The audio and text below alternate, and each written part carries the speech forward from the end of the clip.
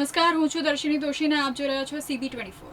ગુજરાત વિધાનસભામાં સૂત્રના છેલ્લા દિવસે આજે કેગનો રિપોર્ટ રજૂ કરાયો છે. નાણામંત્રી કનુભાઈ દેસાઈ દ્વારા વર્ષ 2024-25નો રિપોર્ટ રજૂ કરાયો છે. આ રિપોર્ટમાં ગુજરાતનું જાહેર દેવું અને બજાર લોન અંગેના આંકડા જાહેર કરવામાં આવ્યા.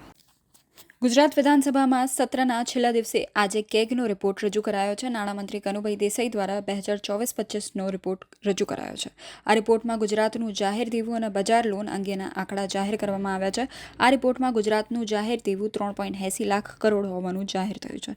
ગુજરાત વિધાનસભામાં આજે કેગનો રિપોર્ટ રજૂ કરાયો છે. નાણામંત્રી કનુભાઈ દેસાઈ દ્વારા વર્ષ 2024-25નો કેગનો રિપોર્ટ રજૂ કરવામાં આવ્યો હતો.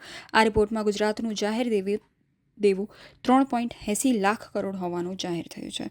ગત વર્ષ કરતાં રાજ્યના જાહેર દેવામાં 22,000 કરોડનો વધારો થયો છે. આ ઉપરાંત રાજ્ય સરકારની બજાર લોન 3.11 લાખ કરોડ હોવાનું પણ આ રિપોર્ટમાં જાહેર થયું છે, જે ગત વર્ષ કરતાં 16,000 કરોડ વધુ હોવાનું પણ આ રિપોર્ટમાં જાહેર કરવામાં આવ્યું છે.